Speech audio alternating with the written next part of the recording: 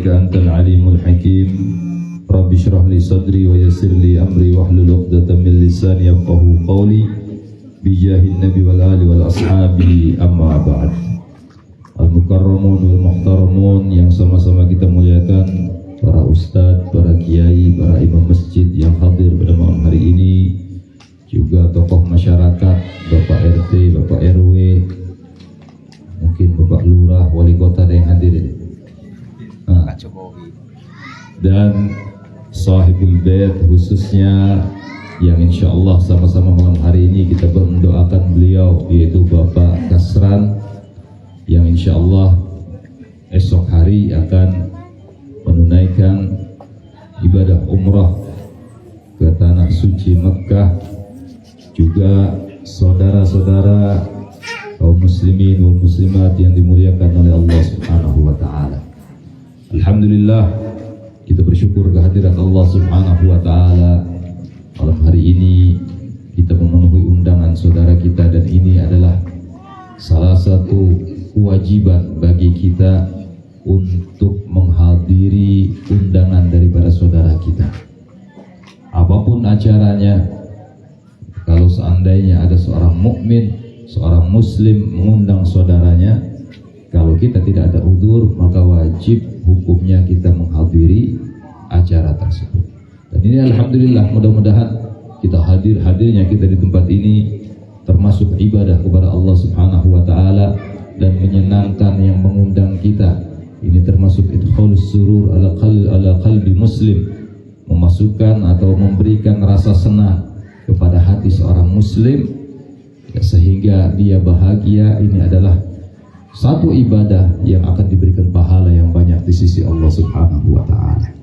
Dan juga malam hari ini kita sama-sama mendoakan beliau, yang mana beliau insya Allah esok hari akan menunaikan ibadah umrah ke tanah suci Mekah, yang mana itu semuanya termasuk daripada sunnahnya baginda Nabi Muhammad sallallahu alaihi wasallam. Jadi umrah dan haji adalah satu paket daripada rukun Islam, yaitu rukun Islam yang kelima. Kata baginda Nabi sallallahu alaihi wasallam, "Buniyal Islamu ala khamsin." Islam itu didirikan atas 5 tiang, atas 5 pondasi, atas 5 pilar, kata baginda Nabi.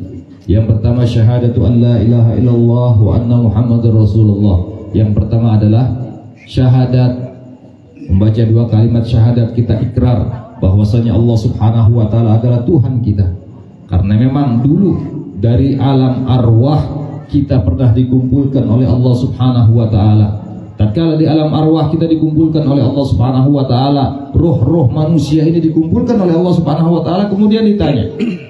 Apa pertanyaan Allah kepada roh tersebut? Alastu birabbikum? Apakah aku ini Tuhan kalian ataukah bukan? Kata Allah Subhanahu wa taala. Dijawab oleh arwah tersebut, qalu bala syahidna ya Rabb, betul ya Allah, Engkau adalah Tuhan kami.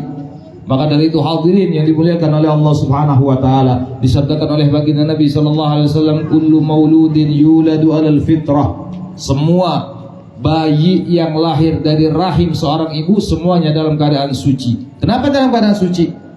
Karena dia rohnya pernah mengaku bahwasannya Allah, pernah berikrar bahwasannya Allah Subhanahu wa taala adalah Tuhan mereka.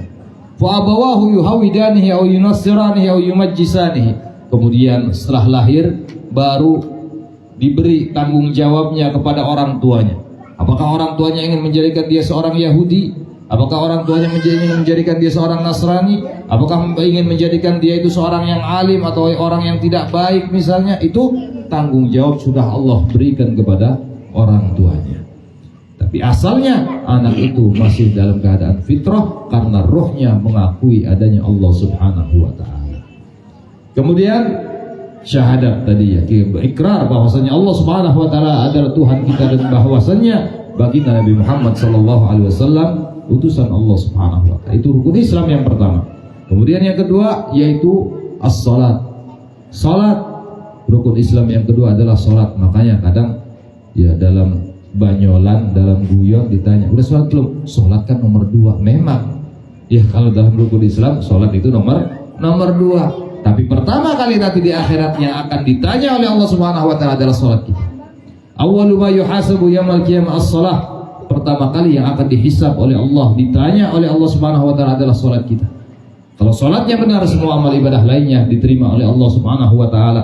Tapi kalau sholatnya masih banyak yang bolong, masih sering kesiangan, usolli fardhu subhi rakaataini kawanan lillahi ta'ala. Ya, ini dia kesiangan, biasanya pakainya bukan adaan tapi kawanan. Tahu kawanan, Pak? Iya, kalau bahasa Jawa itu kawanan. Ya, kesiangan. Nah, nih. Jadi sholat itu yang akan ditanya oleh Allah Subhanahu wa taala pertama terlebih dahulu. Kemudian yang ketiga, rukun Islam yang ketiga adalah wasaumu Ramadan wa itauz zakah, dan mengeluarkan zakat. Mengeluarkan zakat bukan hanya bagi orang yang mampu, lebih lagi dia wajib mengeluarkan zakat. Orang yang berharta, dia ada hisabnya, ada hitungannya mengeluarkan zakat. Kita pun mengeluarkan zakat wajib. Kapan? Setahun sekali, yaitu zakat fitrah. Wajib bagi setiap muslim mengeluarkan zakat fitrah. Kemudian yang keempat, wasaumu Ramadan, dan puasa di bulan Ramadan. Sebentar lagi kita akan menyambut bulan Ramadan. Maka dari itu kita persiapkan diri kita, karena dalam bulan Ramadan semua ibadah kita akan dilipat gandakan oleh Allah Subhanahu wa taala. Dan puasa Ramadan adalah ibadah antara kita dengan Allah Subhanahu wa taala. Allah mengatakan dalam hadis qudsi, as-saumu li wa ana ajzi bihi. Puasa itu adalah untukku dan aku akan membalasnya langsung tanpa melalui perantara malaikat Allah Subhanahu wa taala. Langsung diberikan pahalanya oleh Allah Subhanahu wa taala. Makanya dalam bulan puasa itu, Pak, ya, ibadah puasa itu adalah ibadah yang ngetes kejujuran kita. Yang tahu hanya kita dengan Allah Subhanahu wa taala, yang lain bisa dibohongin. Ya. Di luar rumah kelihatannya puasa, tapi dalam rumah masuk kamar mandi ngerokok. Misalnya ada kayak begitu. Minum air. Orang nggak tahu di dalam, misalnya ada sendiri di rumah, nggak ada yang tahu. Dijeding kumur-kumur telan. Nah, ini puasa. Makanya ibadah puasa itu adalah ngetes kejujuran kita dengan Allah Subhanahu wa taala. Walaupun tidak ada yang tahu, tapi Allah Subhanahu wa taala tetap tahu. Makanya puasa itu untuk aku, kata Allah Subhanahu wa taala. Wa ana azzibihi, dan aku langsung memberikan pahalanya kepada mereka orang-orang yang berpuasa. Kemudian yang kelima, rukun Islam yang kelima, yaitu hajjul bait man istata'a ilaihi sabila, dan pergi menunaikan ibadah haji, menunaikan ibadah umrah ke tanah suci Mekah, ke Baitullahil Haram, karena perintah Allah Subhanahu wa taala bagi mereka yang mampu. Ya, mereka yang mampu di dalam segi apa?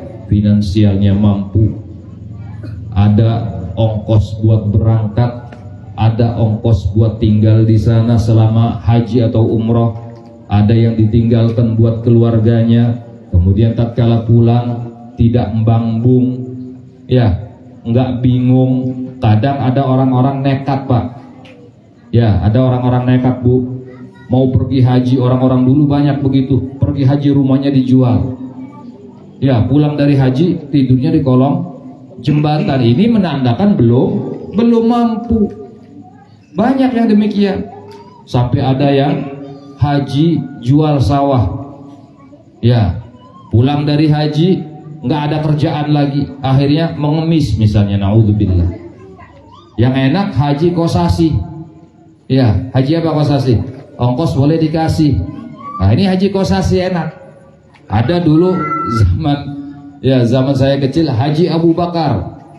Ya, haji atas budidaya budi baik Golkar katanya. Dulu kan zamannya PDI, Golkar sama P3. Yang penting semuanya baik. Yang penting ada dia punya kemampuan, dan tatkala pulang dia ada harta untuk melanjutkan kehidupannya. Jangan Haji Abdul Rashid Arab Budal orang situ. Ya, itu Haji Abdul Rashid mau berangkat gak jadi. Kayak kemarin, ya, waktu Covid sudah siap-siap mau berangkat, tahu-tahu close, tutup. Ini Haji Abdul Rashid semuanya ini. Arbudal Rasido. Gak jadi berangkat. Nah ini, jadi haji ya adalah satu rukun Islam yang kelima, yaitu ibadah haji bagi mereka yang mampu. Dan di dalam haji juga ada umrohnya. Ya, jadi satu paket antara ibadah haji dengan umroh itu satu paket. Makanya kalau orang-orang Indonesia biasa kalau beribadah haji banyak mengambil haji tamattu, umrohnya dulu, hajinya belakangan. Itu mesti bayar dam lagi. Nah, kalau haji ada lagi haji kiron, ada lagi haji ifrad, itu tidak bayar dam. Ya, kemudian tadi rangkaiannya yaitu ibadah haji itu di dalamnya ada umroh. Dan bagi kita misalnya yang belum mampu untuk beribadah haji, boleh kita menunaikan umroh terlebih dahulu untuk menggugurkan kewajiban umroh kita. Seperti halnya yang malam ini, insya Allah besok akan dilakukan oleh Pak Kasran. Ya, Pak Kasran besok insya Allah ini menunaikan ibadah umroh yang wajib bagi dirinya yang pertama kali. Ya, untuk yang nanti yang kedua, ketiga itu sunnahnya. Ya, jadi yang wajib terlebih dahulu, karena walaupun ya tidak atau belum bisa haji, umrohnya terlebih dahulu, tapi mendapatkan pahala umroh yang wajib. Nah, hadirin wal hadirat, saudara-saudaraku yang dimuliakan oleh Allah Subhanahu wa taala. Dan tatkala kita berumroh atau berhaji, bedanya apa haji dengan umroh? Kalau haji itu lebih lama, bapak-bapak, karena ibadah manasik haji itu lebih lama. Di sana ada wukuf di Arafah. Kata baginda Nabi sallallahu alaihi wasallam, al-hajju Arafah. Intinya haji adalah wukuf di Arafah. Kalau orang ya berhaji nggak wukuf di Arafah, itu bukan haji. Ya, belum dianggap orang yang sudah haji, belum. Karena intinya daripada haji adalah wukuf di Arafah. Makanya kalau di Arafah, kalau sudah wukuf, hari wukuf tanggal 9 Dzulhijjah, itu yang sakit-sakit pun ikut digotong. Ambulan ngantri, Pak. Ya, orang bawa orang-orang sakit itu untuk wukuf atau berdiam sejenak di Arafah. Nah, itu wajib hukumnya, karena intinya daripada haji adalah Arafah. Kalau yang lain bisa bayar dam, ya, bisa diwakilkan. Tapi kalau Arafah, wukuf di Arafah itu hukumnya wajib. Nah, kalau tawaf misalnya nggak mampu jalan, ada tukang tandu. Sa'i juga ada, kursi roda dan lain sebagainya, bisa, masih mudah. Tapi kalau wukuf di Arafah, wajib orang itu ya hadir tatkala wukuf di Arafah. Itu bedanya dengan umroh. Kalau umroh nggak pakai wukuf di Arafah. Kalau haji tadi ada wukufnya, ada mabit di Muzdalifah, ada mabit di Mina, ada lempar jumroh, ya, kemudian tawaf ifadah dan sa'i, kemudian tahallul. Ya, kalau haji, kalau umroh cuman ya tawaf, ya, niat pakai pakaian ihram, kemudian dia tawaf, kemudian dia sa'i, tahallul, selesai. Itu ibadah umroh lebih ringkas daripada haji. Makanya banyak saudara-saudara kita yang belum mampu untuk menunaikan ibadah haji yang memang waktunya tertentu. Kalau buat bulan ibadah haji, tapi kalau umroh kapan saja. Makanya saudara-saudara kita banyak yang menunaikan umroh terlebih dahulu. Nah, ini insya Allah saudara kita Bapak Kasran besok menunaikan ibadah umroh. Dan apa fadilahnya daripada menunaikan ibadah umroh? Pernah baginda Nabi Shallallahu Alaihi Wasallam berjumpa dengan para sahabatnya, satu rombongan daripada negeri Yaman datang ke kota Mekah. Mereka rombongan datang ke kota Mekah, kemudian kata baginda Nabi Shallallahu Alaihi Wasallam, ini rombongan dari Yaman, isinya ibu-ibu dan bapak-bapak yang sudah berumur, ingin menunaikan ibadah haji, kata baginda Nabi Shallallahu Alaihi Wasallam. Kemudian mereka datang menghampiri baginda Nabi Shallallahu Alaihi Wasallam, kemudian bertanya kepada baginda Nabi Shallallahu Alaihi Wasallam, akhbirni, ya, kata mereka, ya Rasulullah,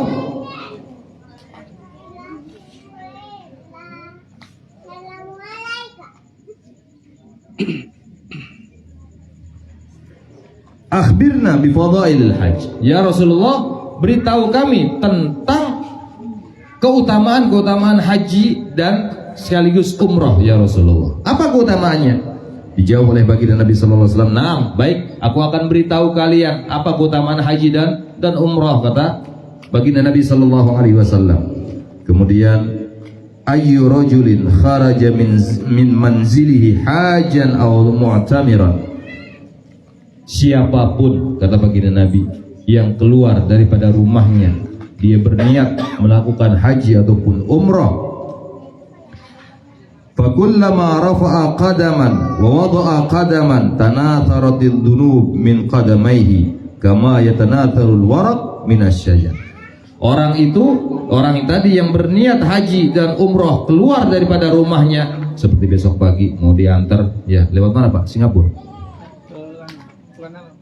Medan. Oh, lewat Medan. Kuala Namu ya, lewat Kuala Namu. Jadi mulai keluar daripada rumah, kata baginda Nabi sallallahu alaihi wasallam, setapak demi setapak dia melangkah bercucuran dosa-dosa orang yang melakukan haji ataupun umroh tersebut seperti daun-daun yang berguguran daripada pohonnya. Ini diantara fadilah atau keutamaan orang yang menunaikan haji dan umroh.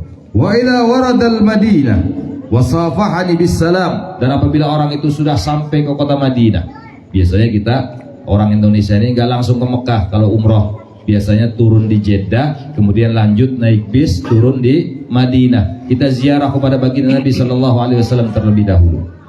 Nah, barang siapa yang safahani, kata baginda Nabi, menemui aku, kemudian bersalam kepada aku, kata baginda Nabi sallallahu alaihi wasallam, safahatil malaika bis salam, maka malaikat-malaikat memberi salam kepada orang tersebut. Ini pahalanya sangat luar biasa. Orang yang berziarah kepada baginda Nabi Muhammad ini hadis disebutkan tatkala baginda Nabi sallallahu alaihi wasallam masih hidup. Kalau sekarang baginda Nabi sudah wafat, seperti apa? Ya kita berziarah kepada baginda Nabi sallallahu alaihi wasallam. Ya, manzarani fi mamati, ya kata baginda Nabi, kalau orang yang berziarah kepada waktu aku sudah wafat, sama halnya dia berziarah kepadaku tatkala aku masih hidup, kata baginda Nabi. Jangan terpengaruh oleh orang-orang yang mengatakan ada apa ziarah baginda Nabi sallallahu alaihi wasallam, beliau kan sudah mati, orang mati nggak usah diziarahin. Itu salah. Ya, karena ziarah baginda Nabi sallallahu alaihi wasallam dianjurkan. Ya, seperti halnya para sahabat tatkala baginda Nabi sallallahu alaihi wasallam wafat, beliau selalu berziarah kepada baginda Nabi sallallahu alaihi wasallam. Beliau menganggap baginda Nabi sallallahu alaihi wasallam tidak wafat. Memang baginda Nabi sallallahu alaihi wasallam tidak wafat, tetap beliau hidup, tapi cuman pindah alam saja baginda Nabi sallallahu alaihi wasallam. Jadi kalau ada orang yang tidak mau berziarah kepada baginda Nabi sallallahu alaihi wasallam, naudzubillah, bukan berarti dia tidak mau berziarah kepada baginda Nabi, tapi hakikatnya baginda Nabi nggak mau melihat mukanya di dunia, apalagi di akhirat. Boro-boro bisa dapat syafaatnya baginda Nabi Muhammad sallallahu alaihi wasallam. Maka dari itu ziarah, kalau kita bisa ziarah, kita harus ziarah. Kalau kita sudah sampai Madinah, kita berziarah kepada baginda Nabi Muhammad sallallahu alaihi wasallam. Pernah ada seorang yang dia banyak dosa, kemudian dia berziarah kepada baginda Nabi sallallahu alaihi wasallam di kuburan baginda Nabi. Kemudian beliau, orang yang banyak dosa ini, mengatakan, ya Rasulullah, dia menyebutkan satu ayatnya Allah subhanahu wa ta'ala, aku ini datang kepada engkau ya Rasulullah, agar engkau sampaikan kepada Allah, mintakan ampunan untukku kepada Allah ya Rasulullah. Kemudian sambil menangis orang itu, dia pulang ke rumahnya. Waktu ziarah kepada baginda Nabi, ada seorang yang tidur di samping kuburan baginda Nabi Muhammad sallallahu alaihi wasallam. Kemudian baginda Nabi Muhammad datang kepada mimpi orang yang tidur tadi, ia mengatakan, wahai fulan, wahai Atabah, susullah orang yang tadi ziarah, bilang kepadanya bahwasanya dosa-dosanya sudah diampuni oleh Allah subhanahu wa ta'ala. Ini berkat ziarah kepada baginda Nabi Muhammad sallallahu alaihi wasallam. Maka dari itu, mumpung kalau kita haji atau umrah, mumpung di Madinah, kita ziarah kepada baginda Nabi Muhammad sallallahu alaihi wasallam, melepas rasa rindu kita kepada baginda Nabi Muhammad. Kita hanya mendengar baginda Nabi Muhammad, kita hanya mendengar daripada ustadz, daripada ulama tentang baginda Nabi Muhammad, dan mumpung di sana kita bisa berhadapan langsung walaupun berhadapan dengan kubur daripada baginda Nabi Muhammad SAW. Mudah-mudahan tatkala kita berhadapan berziarah kepada beliau, menghadap kepada beliau, beliau bisa memandang wajah kita, dan kelak di akhirat insya Allah orang tersebut akan bisa dikenali oleh baginda Nabi Muhammad SAW. Hadirin saudara-saudaraku yang dimuliakan oleh Allah Subhanahu wa taala. Jadi orang yang berziarah kepada baginda Nabi Muhammad, dia mendapatkan doa daripada malaikat-malaikatnya Allah Subhanahu wa taala. Kemudian wa idza warada Dzul Khulaifah. Kemudian apabila sudah sampai ke Dzul Khulaifah. Dzul Khulaifah ini adalah satu miqat. Namanya Dzul Khulaifah atau sekarang disebut Bir Ali. Ya, Bir Ali itu namanya Dzul Khulaifah. Itu miqat, ya, orang mulai di situ menggunakan pakaian ihram untuk melanjutkan perjalanan ke Mekah dan berhaji. Ini Dzul Khulaifah namanya. Apabila orang itu sudah sampai ke Dzul Khulaifah, waqtasala tahharallahu minadz-dzunub, kemudian dia mandi sunnah ihram, maka Allah akan mensucikan dirinya daripada dosa-dosa. Ini fadilah daripada umrah. Wa idza labisa thawbaini jadidain jaddadallahu lahu alhasanat. Kemudian habis mandi, ya, wudu, kemudian pakai pakaian ihram yang baru, maka Allah akan memberikan kepadanya kebaikan-kebaikan yang baru, kata baginda Nabi sallallahu alaihi wasallam. Wa idza qala labbaik Allahumma labbaik, setelah itu baru naik bis, baru sampai Mekah, ya, dari mulai Bir Ali sampai Mekah tidak lepas daripada talbiyah. Labbaik Allahumma labbaik, labbaik la syarika laka labbaik, innal hamda wan ni'mata laka wal mulk la syarika lak. Terus di dalam bis, ya, kita yang haji ataupun umrah melantunkan daripada talbiyah. Ini menandakan kita memenuhi panggilan Allah Subhanahu wa taala melalui lisannya Nabi Allah Ibrahim alaihi salam. Karena dalam Al-Qur'an dikatakan Nabi Ibrahim diperintah oleh Allah Subhanahu wa taala, wa'adzin fin nasi ya'tuka rijalan, wa'adzin fin nasi bil haji ya'tuka rijalan wa 'ala kulli dhamirin ya'tina min kulli fajjin 'amiq. Wahai Ibrahim, kata Allah Subhanahu wa taala, wa'adzin fin nas, berserulah kamu, undang manusia semuanya satu dunia ini wahai Ibrahim, bil haji, untuk beribadah haji, dan paketnya juga umrah. Ya'tuka rijal, maka akan datang kepadamu wahai Ibrahim ke kota Mekah rijalan, ada yang berjalan kaki, wa ala kulli dhamirin, ada yang menggunakan kendaraan. Dulu naik onta, naik keledai, naik kuda, sekarang naik pesawat, naik mobil, semuanya datang ke kota Mekah. Wa ala kulli dhamirin ya'tina min kulli fajjin 'amiq, mereka datang daripada tempat-tempat yang jauh. Makanya kata para ulama, orang yang sudah haji atau umrah, orang yang berangkat haji atau umrah, hakikatnya dia mendengar seruan daripada Nabi Allah Ibrahim alaihi salam, memenuhi panggilan Nabi Ibrahim, memenuhi panggilannya Allah Subhanahu wa taala. Dan ini tidak sembarangan, ini orang-orang pilihan. Berapa banyak daripada saudara-saudara kita yang materinya, finansialnya dia mampu, orang kaya, tapi dia tidak berangkat untuk melakukan ibadah haji ataupun umrah. Nah, ini ada apa? Ya, sedangkan baginda Nabi sallallahu alaihi wasallam mengatakan, man lahu sa'atun walam yahij falyamut insya'a yahudiyan aw nasraniyan. Kalau ada orang mampu untuk berangkat haji, ya, kemudian dia tidak melakukannya, kata baginda Nabi sallallahu alaihi wasallam, falyamut, maka dia mati, disuruh milih, kata baginda Nabi, mau jadi orang Nasrani atau orang Yahudi. Makanya, ya, kalau kita, ya, orang-orang biasa ini harus ada niatan untuk melakukan ibadah haji, walaupun niatnya, ya, tapi niat itu harus disertai dengan amal, kata ulama. Nah, menyertai dengan amal seperti apa? Kita niat naik haji, kita beli celengan, setiap hari kita isi 1000 niatnya naik haji. Insya Allah kalau kita sudah punya celengan untuk niat berangkat haji, ini berarti kita sudah daftar kepada Allah Subhanahu wa taala. Kapanpun akan dipanggil oleh Allah, diundang oleh Allah untuk bisa menunaikan ibadah haji atau umrah. Jadi orang haji atau umrah ini seperti orang sakit, Pak. Kalau kita sakit mau pergi ke dokter, kita datang aja nggak daftar, kira-kira dipanggil nggak sampai dokternya pulang? Nggak bakal dipanggil.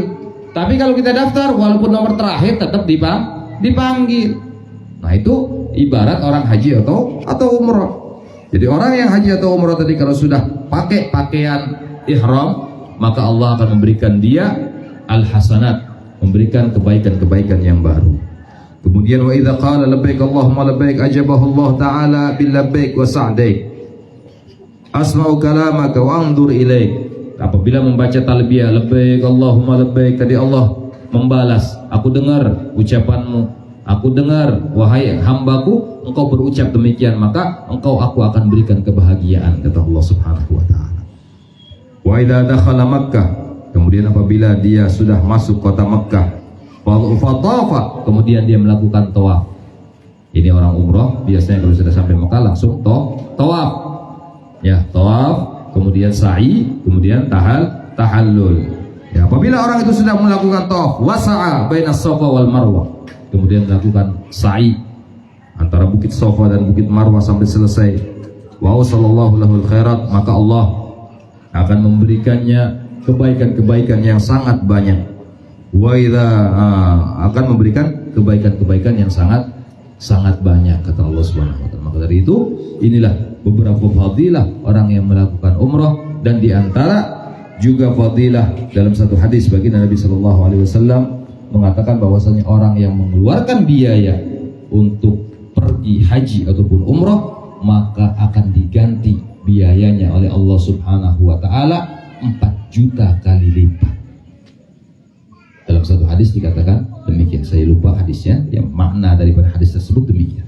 4 juta kali lipat. Sekarang berapa? Umrah 30 juta dikali 4 juta kali lipat berapa? 12 triliun dia akan dapat. Baik di dunia maupun di akhirat. Akan dilipat gandakan pahalanya oleh Allah Subhanahu wa taala. Bahkan pernah ada kawan saya haji, Pak. Bu, dia sebelum haji jual mobil CR-V dia jual. Kemudian sudah berhaji, subhanallah, pulang dari haji dapat CR-V baru. Saya bilang, abang ini pinter. Kenapa, Bib? Berangkat haji nggak doa di sana, cuman bawa kwitansi.